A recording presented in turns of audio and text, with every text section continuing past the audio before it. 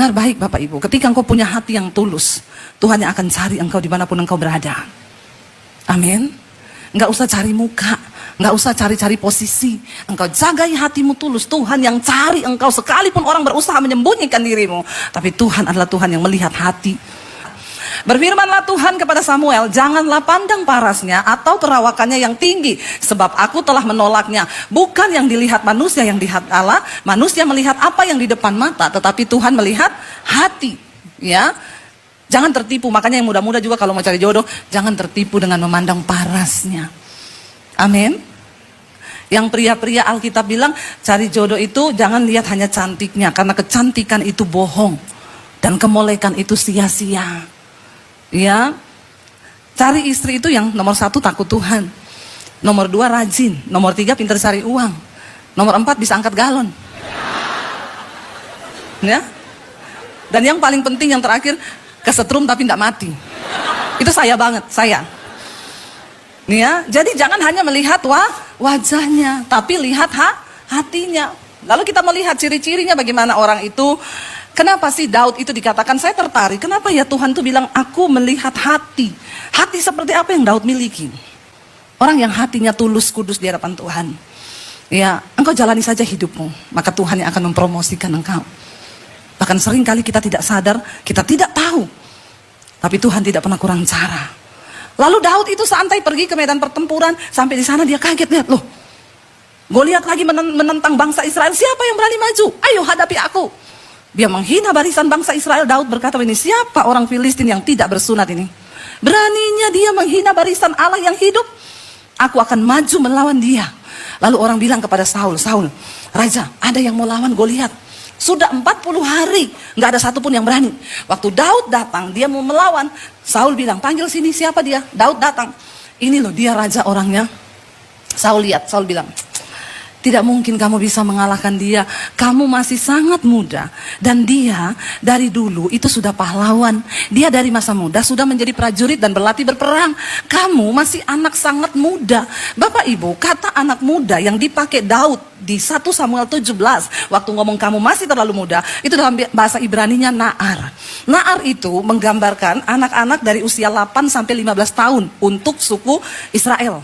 Jadi Bapak Ibu bayangkan pada waktu Daud diurapi menjadi raja, dia tuh masih sekitaran umur yang paling banter tuh 15 tahun. Dia sudah menerima urapan raja. Ketika Daud menang akhirnya melawan Goliat, Goliat menantang dia, ayo maju kalau kamu berani. Akhirnya Daud maju. Saul juga bilang, ya udah majulah. Memang gak ada yang berani, kok mau apa? Ya udah maju aja. Coba aja kata Daud, siapa tahu, walau alam. Siapa tahu menang. Daud maju bawa tombak sama batu. Lalu Goliat berkata begini, hei kamu pikir saya ini anjing? Kamu datangi saya pakai batu dan tongkat? Goliat maju membawa pedang, tombak dan lembing. Lalu Daud berkata begini, engkau mendatangi aku dengan tombak, pedang dan lembing, tapi aku mendatangi engkau dengan nama Tuhan Allahku yang akan memberikan aku kemenangan. Gak ada yang tepuk tangan loh ini jemaah. Saya ini sudah keringetan ya di sini. Ini lightingnya panas ya. Tepuk tangan dong biar saya juga semangat. Haleluya. Ya itu tanda saudara tidak mengantuk, amin. Lalu saudara akhirnya Daud maju, singkat cerita, Daud menang atau kalah? Hanya dengan satu batu, Daud putar batu yang pertama. Kena langsung di dahinya Goliat, tertancap masuk, dia rebah di depan kakinya Daud, mukanya ke tanah. Daud memenangkan pertempuran. Saya mau tanya, setelah itu Daud jadi raja? Enggak. Waktu Daud dipuji-puji, lalu Saul iri hati. Disinilah ujian hatinya Daud. Kenapa Daud dipilih Tuhan? Dia menang. Ujian hati Daud tidak mudah. Berapa tahun? Dia diurapi 15 tahun.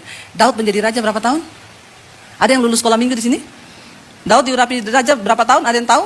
Kalau ada yang tahu dapat sepeda loh di bawah. Saya nggak tahu sepedanya siapa, ambil aja itu di parkiran. Daud diurapi Tuhan pada umur 30 tahun. Saya mau tanya, 15 tahun ke 30 lama nggak? Kalau nunggu jodoh sudah ketuaan ya. 15 tahun, tapi itu ujian hatinya Daud. Tuhan bilang dia melihat hatinya. Kenapa saya bilang itu ujian hatinya Daud? Siapa yang akhirnya mau bunuh Daud? Orang yang tadinya mengeluk-elukan dia, yang tadinya memuja dia, Saul. Bangga sekali ketika Daud menyelamatkan orang Israel dari bangsa Filistin. Tapi langsung Saul iri hati. Karena semua bernyanyi, Saul membunuh beribu-ribu. Tapi Daud membunuh berlaksa-laksa. Daud adalah pahlawan yang gagah perkasa. Tiba-tiba Saul iri hati. Bapak Ibu ya, yang namanya iri hati orang kepada kita itu kita tidak bisa tahan. Ya, kita ini hidup, ya saya kemarin ngomong sama teman saya, Bu, orang itu miskin diomongin, kaya juga diomongin. Jadi daripada miskin diomongin, mending sekalian kaya diomongin, amin. Lebih enak kan, udah miskin diomongin lagi, kasihan kan. Mending sekalian kaya diomongin. Toh orang tetap ngomong, kita nggak bisa tahan mulut orang. Ya, makanya saya selalu berkata kepada jemaat, ingat ya, Tuhan ciptakan kita dua tangan. Tangan kanan dan kiri. Untuk tutup telinga kanan dan kiri. Kalau Tuhan ciptakan tiga kanan, satu buat tampar mulut orang. Tapi karena tangan kita cuma dua, jadi tidak boleh. Amin. Jalani setiap proses. Karena iri hatinya Saul, 15 tahun Daud harus bayar itu. Dia lari saudara dari Israel. Saul menggerakkan seluruh kekuatannya. Semua prajurit disuruh bergerak untuk cari Daud. Bunuh dia. Saudara, saya mau tanya, yang cari ini raja loh. Ya, yang cari ini raja loh, bukan orang sembarangan, bukan rekan bisnis. Ya, itu ibarat kalau Jokowi bilang cari Debbie Basir dan seluruh tentara dikerahkan untuk cari saya. Kemana saya mau lari coba? Saudara bisa bayangkan penderitaan yang Daud alami.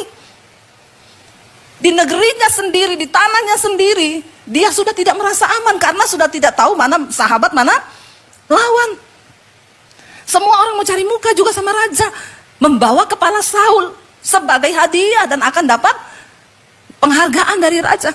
Saul lari ke sini, ketemu Saul lari ke sana, tapi akhirnya Daud melarikan diri ke negeri orang Filistin. Dia pikir, saya lari ajalah ke daerah musuh. Karena ketahuan orang Filistin semua musuh. Daripada di Israel, enggak tahu mana teman, mana lawan. Lebih susah mana, yo? Di tempat yang kita tahu semua memang musuh membenci kita, atau di tempat ada orang yang pura-pura manis. Kalau ketemu, halo sayang, hai say, tambah cantik ya, pret. Jangan percaya mulut manis hari-hari ini, bilang aja pret. Banyak orang berbulu manis sekarang kan, ya mulutnya manis, padahal di belakang lain, di hati lain. Daud sekalianlah lari di daerah musuh, dia lari ke daerah orang Filistin, karena dia tahu Saul pasti nggak berani kejar dia ke situ.